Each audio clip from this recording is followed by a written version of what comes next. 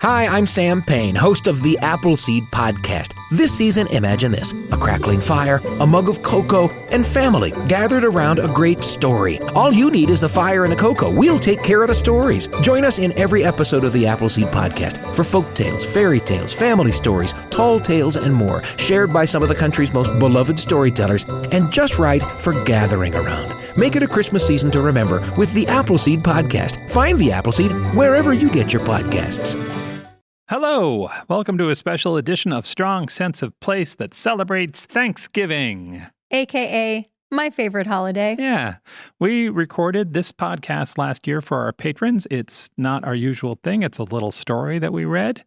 We wanted to share it with all of you this year in the hopes that it will fill you with happy holiday vibes. Because we can't hand you a piece of homemade pumpkin pie with whipped cream. So we're giving you a nice story instead. I hope you enjoy it. Happy Thanksgiving.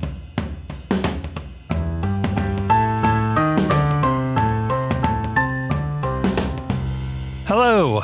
Welcome to a special Patreon-only episode of Strong Sense of Place.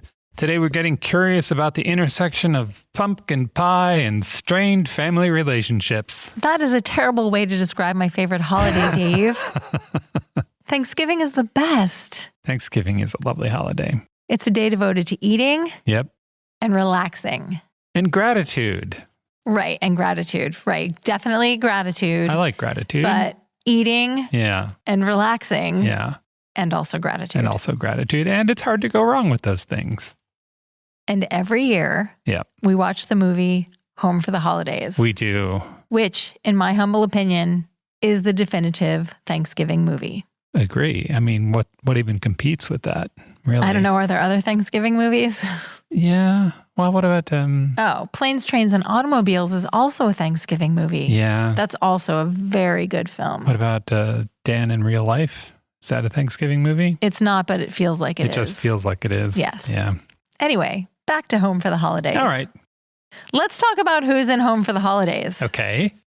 Your girlfriend, Holly Hunter. I love Holly Hunter. She's awesome. She is particularly awesome in this movie. She has this sort of right level of, I love these people, and also they are mortifying to me, which I think is exactly where she wants to be for this. But she's fantastic in everything I've seen her in. There's Robert Downey Jr. We kind of have a mid-drug phase Robert Downey Jr. really playing into that. Yes, his performance has kind of an erratic energy, which is awesome. Yes. Their parents are played by Anne Bancroft and Charles Durning. Who are both lovely and awesome. Yes.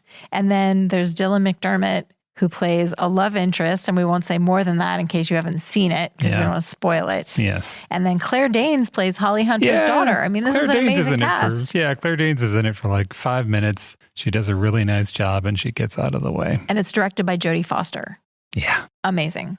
Which was kind of weird for me, because I pictured Jodie Foster as being like, sort of Hollywood elite. But here she comes with this story that's very down home, Main Street USA story, and it's told just impeccably. Yeah, so the story is Holly Hunter is coming home for Thanksgiving weekend. Yeah.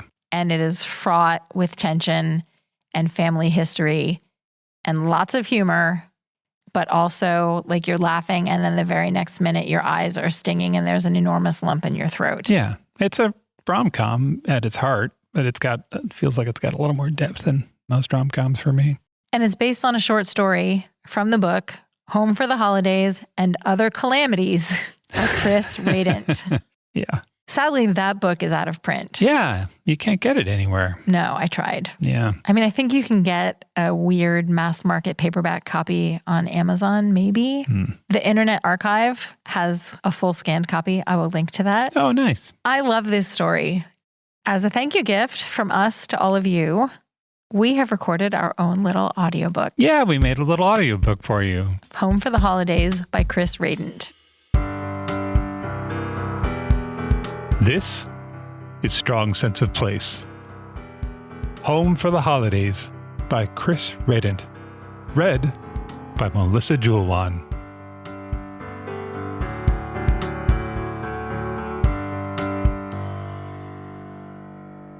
'Twas the night before leaving for Pittsburgh, and my mom called to inform me that it was very cold there. I hid my shock well, though I lived in Boston and it was the end of November. I assured her I'd bring a coat. She said she'd called 4 times before and hung up when she heard that answering machine pick up. In 5 weeks, it will be 1990, except at Mom and Dad's house, where 1956 will never end. Before she could say, "See you tomorrow," Dad interrupted to remind me to get to the airport half an hour before my flight. He said they would be waiting for me, with painted breath. The next morning would begin the 4 hellish days spent with my family. 96 hours, jam-packed with television, eating, and being treated like an idiot. I took a coat. Even though I'm 40 years old with a grown child of my own, I respond to these parental directives with the fevered, "Give me a freaking break," of a 15-year-old. I had half a mind not to take a bloody coat. Whenever I deal with my parents, in fact, it's with half a mind. What kind of ignoramus do they take me for? Okay, I should know better. But this problem doesn't reside in the domain of knowing. This one is in the gut, where only anti-anxiety drugs seem to help. How I envy people who enjoy the company of their parents without the aid of pharmaceuticals. Of course, my own daughter is among these folks who share common interests, tastes, and even a sense of humor with their parents. But for me, it's a stiff regimen of medication, hot baths, chamomile tea, Excedrin, and lots of counting to 10. And judging from the horror stories I've heard about other people's families, mine are terrific parents. They are indeed exceedingly good and well-intended people, very well suited to attend to the needs of small children. If I were a perfect person, I would readily deem this far more important than these silly little gatherings at which they still consider me helpless without their constant guidance. They're poor, but generous. When they won $500 in the lottery last Christmas, they donated every last cent to a family whose house burned down. It shouldn't matter to me that they eat cheese that squirts out of a can, nor that they drone on and on about the obvious. These gripes I could perhaps keep to myself. And what better time than Thanksgiving to give it another try? I sat on the Pittsburgh-bound plane, running familial drills in my head. I'll find absolutely nothing edible in their house. Mom will have stocked the place with sweets, unripened fruit, canned vegetables, and squirt cheese. They'll act as though I'm being haughty for insisting on fresh vegetables and desserts without tons of sugar in them. I'll cook with fresh garlic. Mom will hold up a dusty container of garlic salt from 1956 and think I'm snooty when I say, "No thanks, I don't mind chopping this." It'll be okay. I'll remind myself that if I don't act like it's a big deal, it'll just be a matter of grocery shopping and cooking for myself. I do that all the time. They'll tell me I'm too skinny. They'll wonder if I'm anorexic or on chemotherapy. Mom's hobby is illness and doom. There will be plenty of boil and hemorrhoid reports. I will try to accept this as a primitive expression of the problem of mortality. After all, I share that problem. Dad's hobby, creative worrying, would suck me into ridiculous conversations about terrorists, famine, and compound fractures. I'll just reassure him no matter what. The bed pillows will be like foam rubber surfboards. That's okay, because I've packed my own pillow. Everything will have an artificial pine or lemon scent from some toxic product. It won't kill me. It's just 5 days. I'll roll with it. A frenzied eating will occur about every 40 minutes. Hey, everybody chooses their own poison. I'll leave them alone about the smoking and the squirt cheese. Andy Williams will bellow Christmas songs from the 1956 hi-fi while Dad watches the news. Over all this, my parents will conduct a full volume conversation about nothing from different rooms. And I will be patient. They'll do things they've always done to drive me nuts, and I won't go nuts. I'll translate every single thing into a gesture of love and concern. These are two things of which I'm certain. This time, I will exhibit a mastery over the situation. My hard-earned maturity will bridge the abyss. Yes, it's going to be great.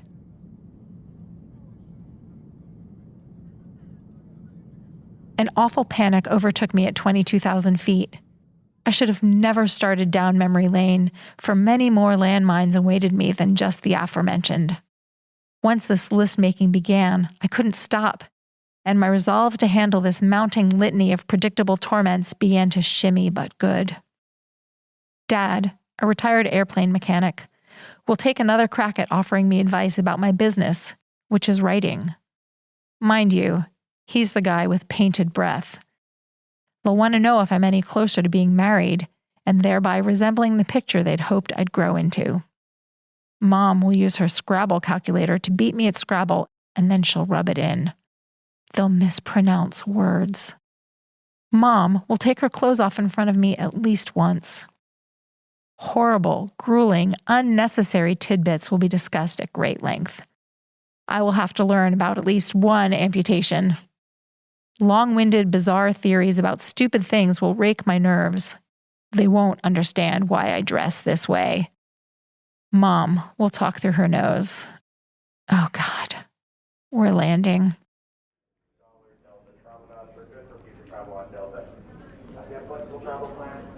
The airline lost my coat. I had put the very coat I had assured Mom I'd bring into a drawstring bag and checked it with my baggage. The drawstring bag went somewhere else for Thanksgiving. I look like a local girl in Mom's dorky coat. I'm already over the edge. I've been on the ground 30 minutes. The first of the bizarre theories came from Mom. She couldn't imagine that U.S. Air would lose one of my bags and not the other. I pointed out that they didn't keep people's luggage together by name tags and that this was entirely plausible. Only 95 hours to go, I thought. On the way home in the car, Dad was so busy with the harmony part to the song playing on the All 50s radio station that he took a curve too fast and the bag of donuts slid across the dash. Mom registered a near-death experience and criticized his driving. He muttered something about not using enough rudder and pointed out a building where he had once had 2 teeth extracted. Then Mom described a disgusting, seeping fungus their dog had in his ears. Never mind that Bunky had been dead for years.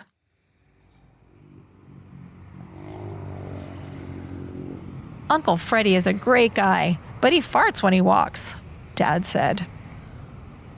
There is no way to offer repartee in the face of this verbal buckshot.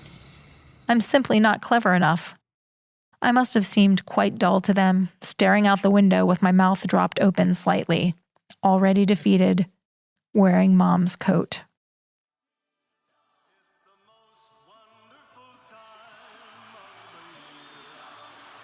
My assimilation into their home life continued from there, and so did the riveting conversation. Mom actually read me a form letter from their insurance company. Dad reminded me again that all women on his side of the family had eventually developed Alzheimer's disease and were full-fledged legumes before signing off. Then he played Darktown Strutter's Ball and Anchors Away on the organ. Melody only. And with the aid of that foot pedal, he created the sense that the Wurlitzer was actually lunging in my direction and then recoiling, only to come for me again and again, like a large, throaty cobra. This menacing effect added a hallucinogenic quality to the gathering, which didn't seem to bother anybody else. I fled to the upstairs bathroom where my suspicions were confirmed. I had gotten a nosebleed. It's a wonder that's the only thing that had ruptured. Just as I was plotting a phony illness and an emergency escape back to Boston, a reprieve came along. NBA basketball, Channel 7. I convinced them to stop playing music and just watch the game. We snuggled right into a common interest. Mom criticized the Knicks' defense, and a chorus of ohs and yeses began to remind us of our bond. Dad grumbled that stuffing the ball was no goddamn talent. Hell, if you're 6'11", of course you can slam it in, but that's not basketball. And our traditional arguing ensued. I employed the drills I'd run on the airplane and changed the subject in a sudden burst of diplomacy. How about some Scrabble, Mom? Well, I hadn't seen her move that fast in a long time. You bet, she said, with victory already in her voice. While we played, Dad loped out into the kitchen and dished up some pecan pie with whipped cream and a Coke, sat down at the Wurlitzer, and played Roll Out the Barrel while the Tonight Show theme song blared in the background. Then he took an applauseless bow and decided to spray the carpet with lemon-scented anti-static stuff from an aerosol can. He sat down in a fog of that stuff and ate his pie. Mom kicked my ass at Scrabble. Within this short time, I'd resigned myself to somnambulating through the remaining visit in the name of duty and gratitude and, yes, Thanksgiving. I didn't think they would notice. We were all three dead on our feet now. The zombie family reunion. Without a reference point to the life I live when I have something to say about it, I sank into withdrawn haze and began to think more and more about snacking. I reassured myself that I could resist the squirt cheese. To be certain, though, I resorted to a tested and proven distraction: old family photos. Among them, I found pictures of my paternal grandmother, my father, and both brothers posing with their respective basketball teams, and zillions of pictures from the 50s when my parents were still geniuses in my eyes. They were the ones with the answers then, no empty banter. Their vast knowledge impressed me for many years, and I was repaid with what seemed like unconditional love. I saw myself reflected in their eyes with a golden glow over me. This was the source of the idea that I was actually special, which later led me to break the rules, become opinionated, and set myself apart from others. Key features of a creative person. Those were happy times before the deafening clash of ideology, before I could be criticized for being single, when I ate whatever was squirted in front of me, and before the Globe incident. Grandpa gave me the whole world back in 1958. He had no idea that he would forever disrupt the ignorant bliss that had kept our family a unit until then. I loved that globe. I felt a certain reverence for the plastic ball, thinking I'd never been that close to the whole world before, and now it was mine. I remember my father pointing with a darning needle to a spot near the middle of North America and saying, "There's Columbus, Ohio. This is where you are right now." I can't express how thrilled I was by this, because that meant that no matter where I looked on my globe, there was somebody there right now, too. I tried to picture them so I could fill my whole world up with the appropriate people in the right places right then. This led to a series of questions about other people in the world that marked the end of my parents' genius. Up to that point, Dad was an authority on aerodynamics and clouds. Mom knew the names of really fancy diseases and could spell anything. They could identify any animal and tap dance adequately around tougher questions. But right then, my world got bigger than theirs, and I developed a preoccupation with the fleeting consecutive nows that passed in different places without my experience of them. I plotted to replace the sacrificed contentment of home with my very own big world. Que sera, sera. Dad was pouting. I could even tell from the way he was chewing that pecan pie. He went down into the basement where his all-50s radio was blaring to work on another of his primitive wire airplane sculptures. When he didn't sing along with Doris Day to Que sera, sera, I knew he was really steamed about something. It was me. I had declined their invitation to go to church, which they insisted would be entirely up to me. I opted to stay home and watch the national news and try to remember who I was. When I asked Mom why Dad was acting that way, she lied and said he was pissed at her. But I knew she was just trying to prevent a confrontation, a long-standing family tradition, often conducted with the Up With People singers in the background. So as soon as Mom skunked me at Scrabble, I took a boiling bath and a Valium to prepare for the following day.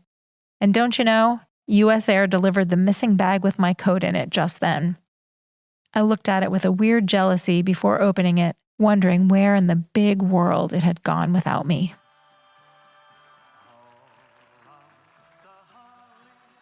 Grazing began extra early on Thanksgiving morning. My brothers arrived with assorted girlfriends, wives, and children, and there were fried eggs, pancakes, croissants, fudge cookies, and sticks of butter disguised as every manner of food. Mom made us go look at the long icicles coming off the corners of the shed. The kids bounced up and down. Dad recited in-flight emergency procedures. And on TV, the Johnny Man singers sang "You Gotta Have Heart" as only they can.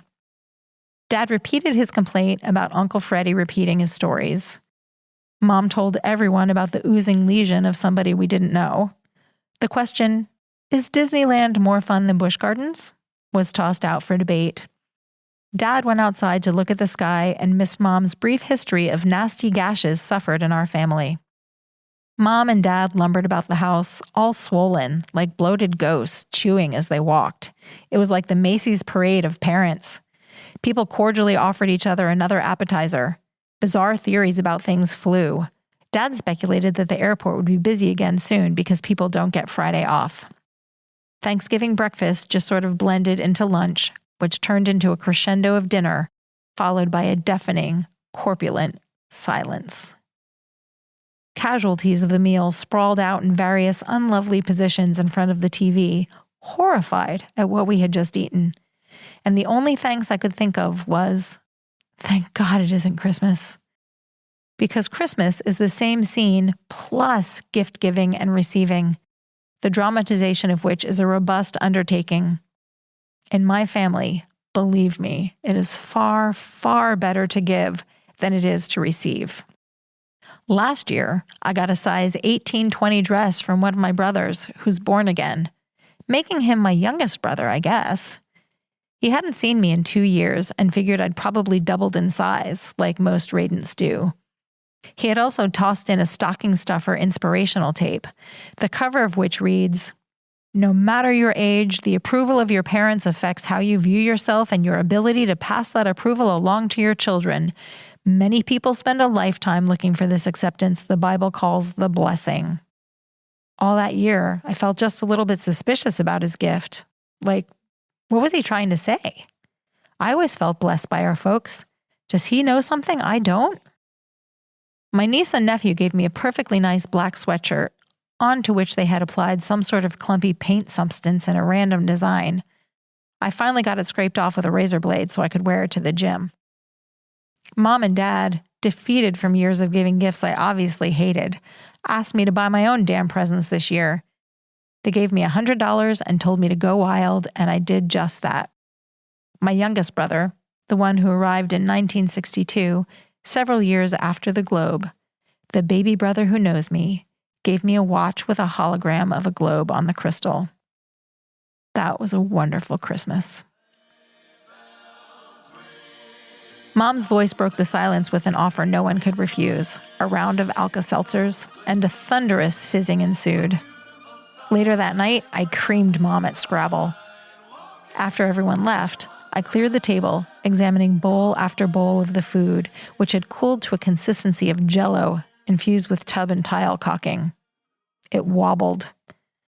I stood there for a moment, realizing that this is the stuff my parents are made of, and that's why they wobbled in the same fashion. I looked up at both of them for a comparison and found them looking back at me, puzzled that I was standing there shaking bowls of food with that look on my face. Then we went out to see a movie about airplanes that Dad wanted to see. I heard him muttering to the screen to keep the nose up. Airspeed's too low. On the way home, Dad worried that I might someday, for some reason, be taken hostage. Mom squirmed in the front seat to show me where her back hurt.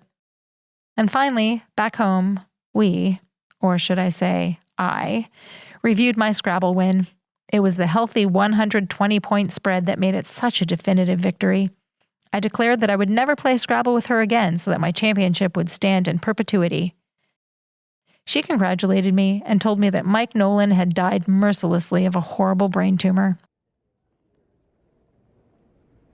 They took me to the airport the next day. I wore my own coat and my hologram globe watch from last Christmas.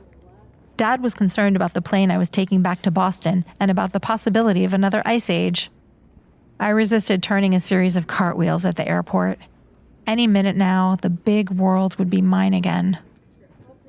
I looked into their eyes and saw myself again with that golden light all over me.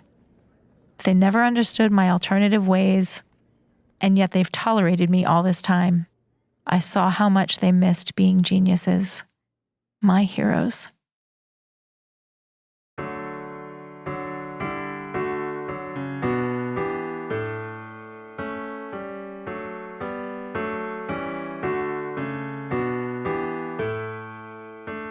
Happy Thanksgiving, everyone.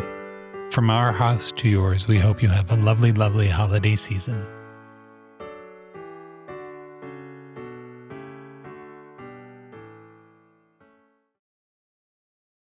What's up, fellow TV watchers? It's Brian from The Core Podcast, where we cover all things Apple TV+.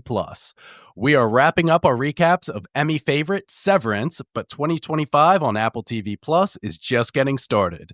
In April and May, The Core is recapping Seth Rogen's new Hollywood satire, The Studio, and Jon Hamm's dark comedy, Your Friends and Neighbors. We'll also be recapping the first 2 seasons of Apple's sci-fi thriller, Foundation, heading into the 3rd season of that later this year. Search for The Core, all things Apple TV Plus, on Apple Podcasts, Spotify, and YouTube.